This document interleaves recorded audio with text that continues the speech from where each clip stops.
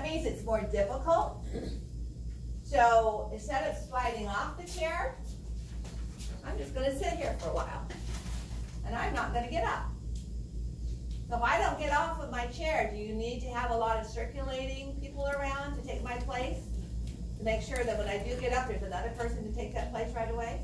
No. So the longer I sit here, the less oxygen you need to take my place. So I draw that picture over here on the left side, like that.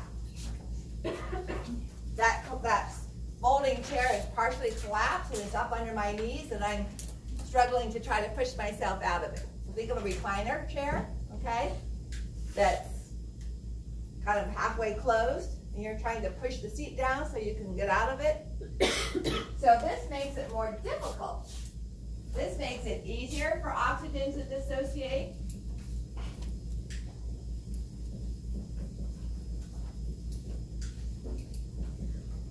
In other words, a lower affinity. This makes it harder.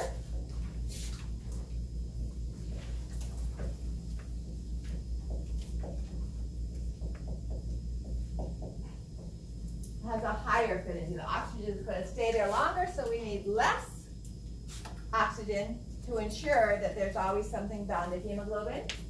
So that creates an oxygen dissociation curve that has moved to the left, right? So anything that's going to keep oxygen attached to the iron ion longer is going to move the curve to the left. Anything that makes it easier for the oxygen to come off is going to make the curve to the right. Now all of these things that we see here, except for the 2,3 BPG, are things that happen with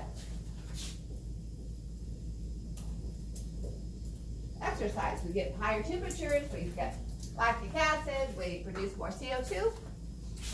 And it makes sense that that would change the conditions so oxygen comes off of hemoglobin more easily. So all we have to do here is reverse these.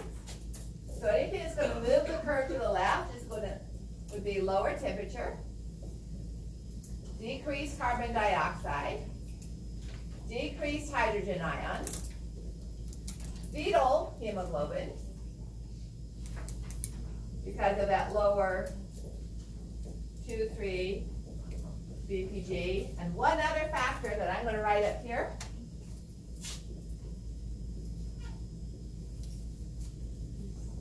What gas is CO? Carbon monoxide. Carbon dioxide and carbon monoxide have opposite effects on the length of time, the affinity between oxygen and iron ions. While the carbon dioxide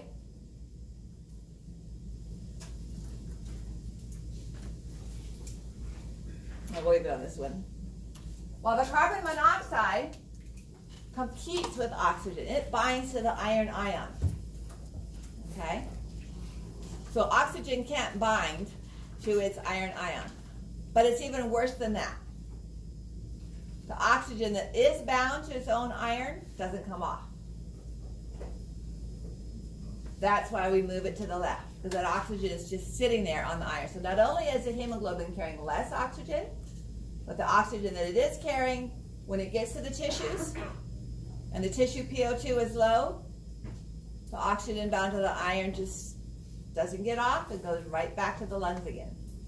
This is why a characteristic sign of carbon monoxide poisoning are the bright red lips and fingernails. Although the tissues are suffocating, and the oxygen is staying on the hemoglobin. Right? Because the carbon monoxide is making it, changing the affinity for the iron in the hemoglobin. Okay?